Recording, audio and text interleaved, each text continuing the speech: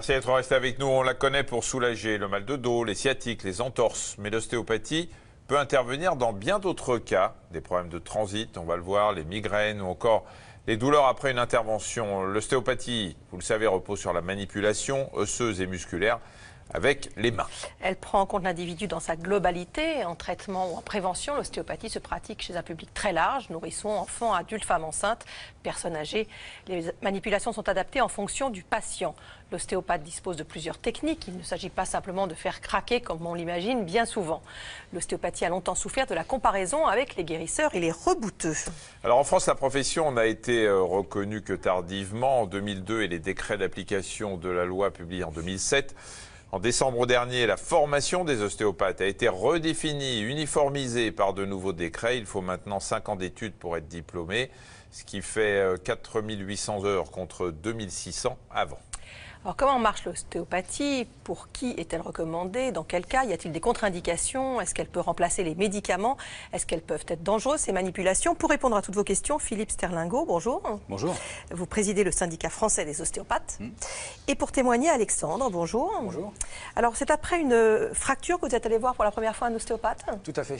En fait, j'ai une fracture du pied en tombant dans l'escalier. Et lorsque j'ai été déplâtré, je suis parti chez un kinésithérapeute classique. Il s'est avéré qu'au bout de 3 semaines de rééducation, malheureusement, j'avais toujours énormément de douleurs au niveau du pied. J'ai donc été voir un ostéopathe qui m'a fait une manipulation au niveau du pied, qui m'a remis les os en place. Et là, j'ai eu un mieux assez rapidement. Mais ça n'a pas été l'élément déclencheur pour moi au niveau de l'ostéopathie, parce que moi j'assimilais, c'est vraiment cela en fait, à de la kinésithérapie. Tout ce qui était os ou articulation. Et on va moi voir. j'avais été vraiment voir ça comme un kiné. Alors, après, vous avez eu des problèmes digestifs, qui n'ont rien à voir avec votre fracture du pied d'ailleurs. Non. Mais alors, c'était quoi d'abord comme problème digestif? En fait, c'était ma 4e invagination intestinale.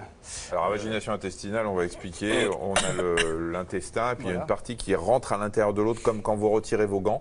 Hein, c'est comme le doigt du gant qui rentre à l'intérieur quand vous le retirez. C'est ça une invagination. Et ça entraîne une occlusion, c'est-à-dire tout s'arrête. Donc il faut opérer.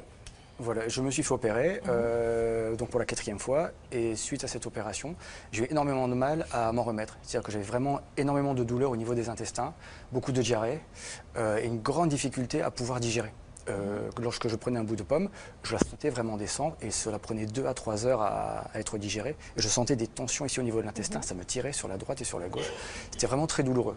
J'ai pris des anti-inflammatoires, des antidouleurs, mais rien ne passait. Et c'est ma mère qui m'a orienté vers son ostéopathe, qui me dit écoute, puisqu'on a tout utilisé, n'hésite pas, essaye de voir avec lui. On va voir ce qu'il a fait, comment ça s'est passé. Juste pour revenir sur votre première histoire, ce que vous dites, vous pensiez toujours que c'était les kinés. C'est quoi la différence entre un kiné et un ostéopathe et surtout de ce qu'ils font? Alors, les kinés font globalement de la rééducation. Dans le cas de monsieur, c'était le cas, c'est-à-dire qu'il y a un traumatisme initial, un plâtre, le kiné derrière va essayer de réhabiliter la fonction de la cheville, la fonction dans la mobilité, l'absence de douleur, etc. Les ostéopathes, eux, ont une vision assez différente, c'est un métier différent, et vont chercher à identifier les régions du pied en l'occurrence où la mobilité des tissus, l'élasticité n'est pas correcte, et par des manipulations et des mobilisations, on restaurer la mobilité, rendre un bon jeu articulaire qui permettra aux tendons de se détendre, etc. et permettra d'avoir un effet antalgique, et surtout, vous avez dû récupérer une bien meilleure motricité, une bien meilleure mobilité de votre pied après les soins ostéopathiques. Absolument. D'accord. Alors, sur quels critères on doit choisir un ostéopathe? Alors, il y a le bouche-oreille, c'est classique, hein, même en médecine. Il y en a d'autres, parce qu'on parlait du problème de la formation. Qu'est-ce qu'on doit regarder sur une plaque d'un ostéo? Alors, il y a un enjeu de formation très clair. Hein. Il y a 13 ans, nous étions une profession illégale. Progressivement, la profession se construit, et vous le disiez à l'instant, aujourd'hui, on a une formation vraiment de très bonne qualité, de très bon niveau. Mais il y a toujours, dans le paysage ostéopathique français, des praticiens qui ont été formés il y a X années avec des formations pas forcément abouties. Et malheureusement, aujourd'hui, on reste quand même relativement fondé sous le bouche à oreille. Je crois que 99% de nos patients viennent uniquement sous le bouche à oreille. Alors derrière, comment faire quand on est un patient et qu'on voudrait s'assurer que le professionnel a une vraie formation? On appelle le syndicat? Alors, ça peut être une solution. On tient des listings à jour et on a des critères d'admission qui sont extrêmement rigoureux. Et puis après, ça peut être de demander au praticien quelle est sa formation et d'essayer de s'informer si cette formation-là, c'est une formation complète, puisque bien avant la réglementation qui a changé il y a 1 an, beaucoup d'écoles s'étaient déjà calées sur des standards de haut niveau. Donc il y a aujourd'hui dans les ostéopathes français une population très bien qualifiée, avec des formations pratiques cliniques, avec des patients, enfin tout va bien. Et puis on a aussi malheureusement encore, c'est difficile à chiffrer, mais quelques milliers d'ostéopathes qui n'ont pas cette formation. Donc vraiment, il faut que le public soit attentif. C'est difficile quand même d'aller voir son ostéopathe en lui disant, c'est comme si vous allez chez le boucher pour demander si sa viande est mauvaise, quoi. Il va vous dire qu'il a eu une bonne formation, forcément. Alors c'est extrêmement difficile maintenant. Aujourd'hui, l'Internet est très présent, beaucoup de patients consultent et beaucoup d'ostéopathes ont un petit site Internet sur lequel on peut voir leur formation. Et à partir de là, c'est assez facile de voir si c'est une école dite historique, qui historiquement a fait une formation de haut niveau, ou si c'est une formation un peu marginale. Et là, attention, danger. Et puis on n'y pense pas assez, mais on peut tout à fait demander conseil à son pharmacien, qui connaît en général les bons ostéopathes autour de la pharmacie. C'est vrai. Et ça, le bouche à oreille avec le pharmacien, ça marche très très bien. Il marche bien aussi avec les médecins et de mieux en mieux, parce qu'aujourd'hui, les médecins commencent à savoir qu'on traite leurs patients. Pendant une longue période, les patients n'osaient pas dire à leur médecin qu'ils voyaient leur ostéopathe et c'est en train de changer. Donc les médecins aujourd'hui sont sur une position un peu centrale où ils savent qui fait quoi. Et quand le médecin est ouvert à la pratique de l'ostéopathie, ce qui est en train de se répandre aujourd'hui, il est capable de dire un tel vaut mieux éviter, par contre un tel effectivement est tout à fait compétent. Il faut surtout éviter les médecins qui ne sont pas ouverts aux autres médecines. Ça c'est vous qui l'avez dit. Hein. Oui c'est moi, mais je le dis, je confirme. Qu'est-ce qu'on risque si on tombe sur un mauvais ostéopathe? Alors, pour faire très schématique, il y a deux risques importants. Le premier, c'est que l'ostéopathe prenne en charge un patient qui présente une pathologie sous-jacente à risque, c'est-à-dire quelqu'un qui potentiellement a une tumeur qui est en train de s'exprimer sous la forme de douleur ou une maladie infectieuse ou inflammatoire chronique. Et le premier risque, c'est la perte de chance. C'est-à-dire que le patient va voir l'ostéopathe, voilà, j'ai mal là, et l'ostéopathe ne fait pas un interrogatoire et un examen clinique suffisamment poussé pour déceler éventuellement des signes d'alerte. Et quand l'ostéopathe décèle ces signes d'alerte, il doit orienter le patient vers son médecin ou vers le corps médical en général. Donc premier risque, c'est perte de chance d'un diagnostic qui n'est pas posé initialement. Le deuxième risque, c'est un geste mal réalisé. Alors on pense souvent au rachis cervical, c'est vrai que c'est là que le risque est le plus marquant. Il est extrêmement faible, mais il n'est pas neutre. Et il faut aller voir des praticiens qui ont été correctement formés aux manipulations en général et qui les font dans les règles de l'art, c'est-à-dire en prenant le risque minimal lors du geste. Une question encore avant de voir un reportage, c'est quoi la différence entre un ostéopathe et un chiropracteur? Alors, j'ai envie de dire que c'est dans la façon de comprendre et de concevoir le patient. Les ostéopathes, et je ne parlerai pas des chiro parce que libre à eux de parler de leur discipline, mais les ostéopathes ont vraiment une vision très très globale du patient qu'on qualifie de systémique. C'est-à-dire quand vous allez voir un ostéopathe parce que vous avez mal dans le bas du dos, qui est un motif de consultation fréquent, l'ostéopathe il va s'intéresser à votre cheville parce que ça peut être l'origine d'une petite boiterie qui fait que progressivement le bassin fonctionne mal. Ça peut être un vieux traumatisme cervical avec des séquelles au niveau du rachis cervical. Ça peut être parce que la cage thoracique est beaucoup trop rigide. Ça peut être parce que le tube digestif, l'intestin est irrité, tire sur ses attaches et la relation contenant-contenu est déficiente. Ça peut être chez une femme qui a des suites d'une chirurgie gynécologique avec des adhérences dans le petit bassin qui font là aussi que la relation contenu-contenant n'est plus satisfaisante. Donc c'est vraiment ce qui aujourd'hui fait la plus-value de l'ostéopathie, c'est que l'ostéopathe cherche tout le temps à comprendre l'ensemble des dysfonctions du patient et à les mettre en relation, ou pas d'ailleurs, avec elle pour essayer de comprendre pourquoi le patient se plaint et quels sont les gestes qu'il faudra effectuer localement, mais très souvent à distance. Alors, douleur, blocage de la mâchoire ou encore bruxisme, les dents qui commencent comme ça. L'ostéopathie peut soulager aussi des problèmes maxillofaciaux. Reportage, Guillaume Morinet, Claude Pabellec. La mâchoire peut quelquefois nous jouer des tours et nous amener à consulter. Je croquais quelque chose qui était un petit peu dur et puis hop, j'avais un coup de décrochage. Et je restais bloquée et je me disais peut-être que je vais rester bloquée comme ça et c'est très désagréable. Pour corriger ce problème très gênant, cette patiente est suivie par un ostéopathe spécialisé dans les troubles maxillofaciaux. Je regarde un peu comment va votre bassin. Et comme toujours chez les ostéopathes, la séance commence par un bilan général. Est-ce que vous avez des petits soucis digestifs de temps à autre?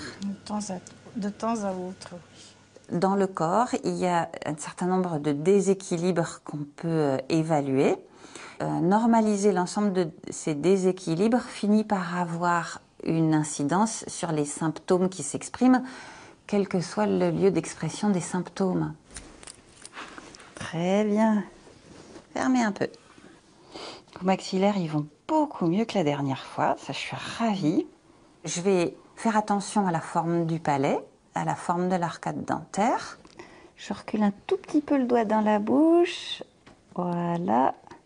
Au fond de la bouche, il y a une toute petite pièce osseuse qui s'appelle le palatin. C'est un tout petit os qui participe à la constitution du palais et qui parfois peut présenter des petits blocages.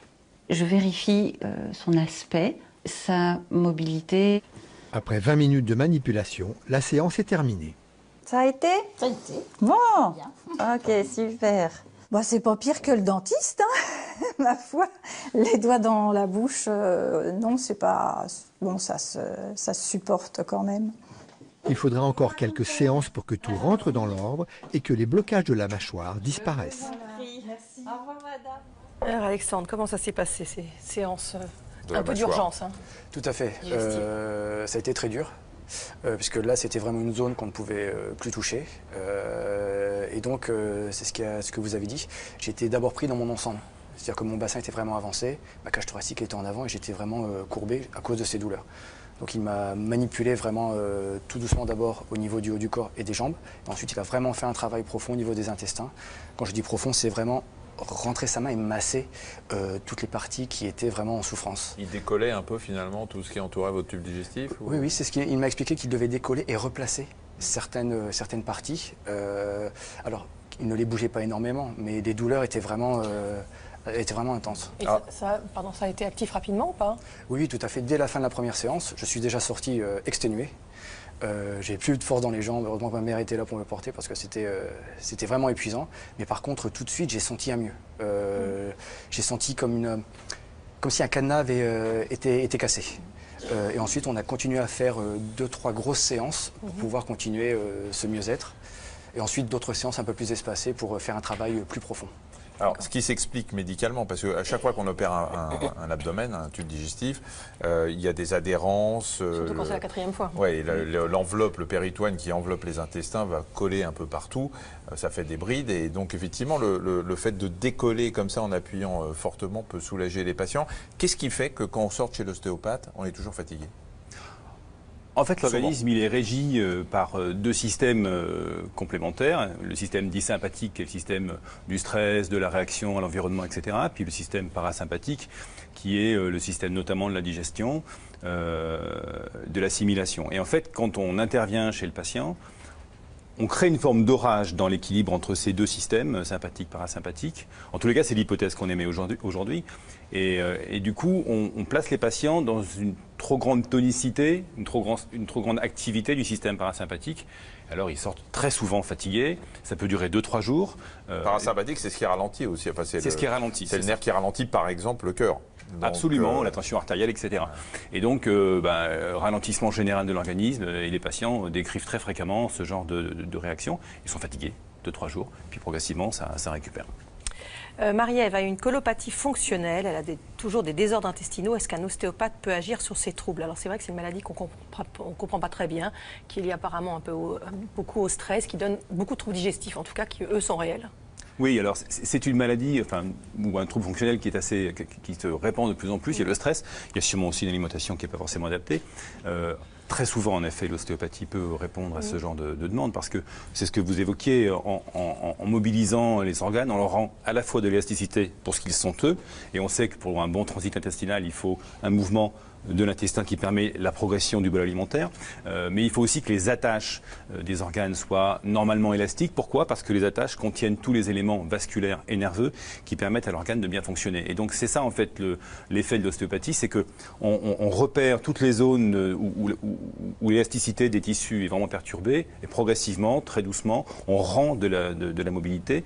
On améliore la circulation dans l'abdomen et on améliore forcément les symptômes. Actuellement, il y a un projet de recherche qui est en cours à Vicenne, justement, sur ces troubles intestinaux, de façon à essayer de mesurer l'effet et peut-être de comprendre pourquoi.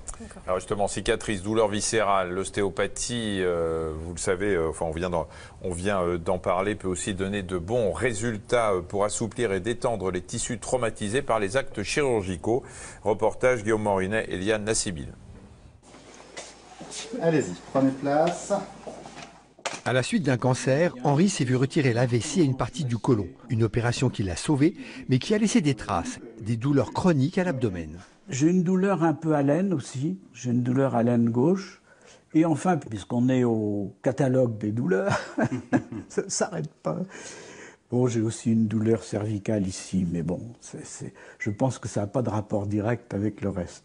Mais l'ostéopathe n'est pas de cet avis. Cette douleur dans le cou est peut-être en relation avec les douleurs abdominales. Ah, je le sens là, la douleur. Voilà, ici, là, juste là, c'est clair. Mais là, la douleur, en fait, ce que vous sentez ici, là, c'est un spasme, hein, c'est un spasme musculaire, mais la vraie question, c'est pourquoi ce spasme? On travaille sur le crâne, hein, parce qu'on imagine que c'est juste une boîte qui ne bouge pas. Il faut juste se représenter déjà l'importance des structures neurologiques et vasculaires qui en sortent. Hein. Ça joue sur beaucoup d'éléments. Hein. Ça peut jouer évidemment jusqu'à l'axe digestif, hein, ici. L'ostéopathe commence maintenant les manipulations autour des cicatrices laissées par l'intervention chirurgicale.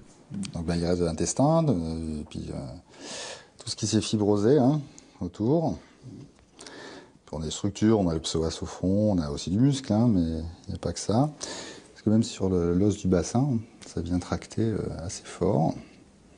Parce que tout ça s'accroche hein, sur l'environnement, évidemment. On va vraiment se connecter à la forme tissulaire, à la profondeur, à la densité.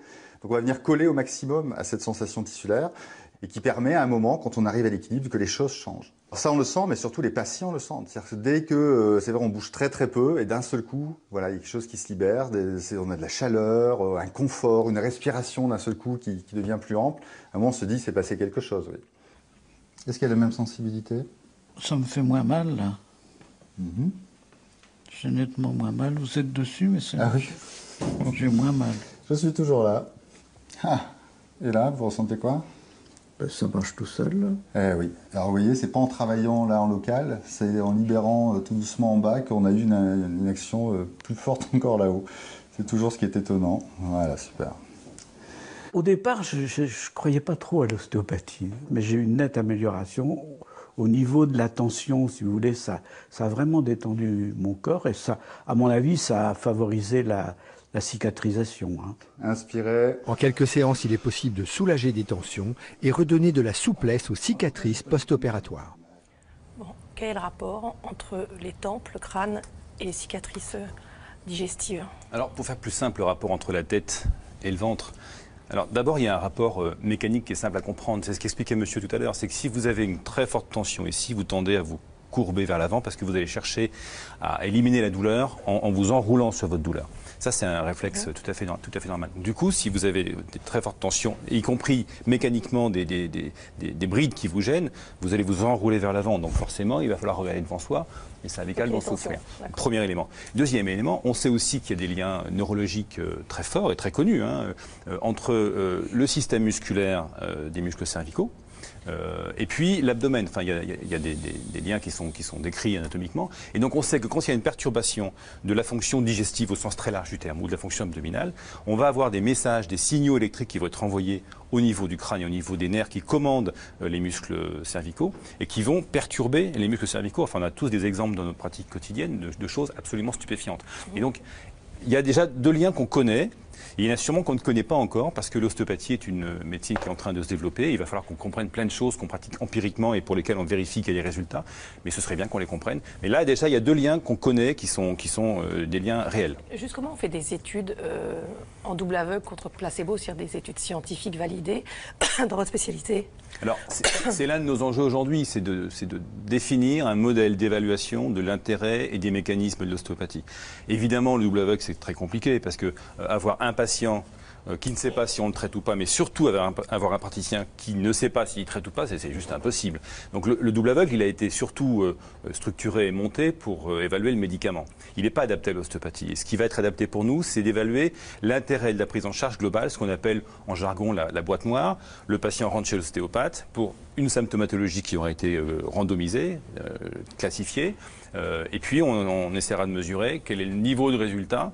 Et puis après, on devra faire des études plus physiologiques pour comprendre ce qui se passe entre la main de l'ostéopathe et le patient. J'ai des sinusites à répétition. L'ostéopathe peut-il trouver l'origine du problème et m'en débarrasser? Alors, j'ai envie de dire oui, mais là encore, pas à tous les coups. Et ce que j'ai envie de préciser ici, c'est que on rend service à nos patients dans de nombreuses situations. Il faut aussi qu'on accepte l'idée qu'on n'est pas toujours efficace, on n'est pas toujours capable de répondre aux patients. Typiquement, sur une sinusite, il va y avoir un nombre relativement important de cas où on va savoir au moins partiellement, voire totalement, soulager le patient. Ça, c'est une réalité. Donc, il faut voir s'il n'y a pas d'autres pathologies associées, etc. Mais oui, parce que c'est ce qu'expliquait l'ostéopathe tout à l'heure sur les problèmes de mandibule, c'est que si on a des régions du crâne où la circulation nerveuse, la circulation vasculaire, la circulation lymphatique ne se produit pas bien parce qu'il y a des tensions dans les relations entre les os, les muscles et les ligaments du crâne, évidemment, ça va être un facteur susceptible de faire un terrain favorable pour une sinusite. Et si on arrive à lever toutes ces barrières-là localement et encore une fois à distance, oui, on peut aider le patient. Y compris pour la trompe d'Eustache, qui est, absolument, qui est le tuyau qui met de l'arrière-nez au nez, à l'oreille, pardon, et qui se bouche en avion. Alexandre, c'est quoi votre lien actuellement avec l'ostéopathie ? Je continue toujours, mais j'utilise vraiment l'ostéopathie, je dirais, sur des cas très précis. Par exemple, je fais un métier physique, donc il m'arrive souvent d'avoir des problèmes de dos, des légers déplacements de vertèbres. Là, je ne vais pas chez mon médecin traitant, je prends directement rendez-vous avec mon ostéopathe, car l'ostéopathie m'a aussi fait découvrir mon corps et en fait m'a rendu l'écoute de mon corps. C'est-à-dire que j'ai appris à mieux me connaître. Donc, par exemple, quand j'ai une angine, je ne vais pas voir l'ostéopathe. Je vais voir mon médecin traitant qui me donne les médicaments. En 2-3 jours, c'est fini. Par contre, pour des tensions un peu plus, comme des tensions au niveau du ventre, au niveau du dos, tout ce qui est musculaire, je sais que je peux aller voir mon ostéopathe. Vous n'êtes pas devenu, je vais employer le mot sectaire, parce qu'il y a pas mal de, disons, exclusif ostéopathie, parce que comme c'est une médecine dite complémentaire, en homéopathie, on voit des gens qui ne veulent plus prendre un seul médicament parce que c'est que de la granule.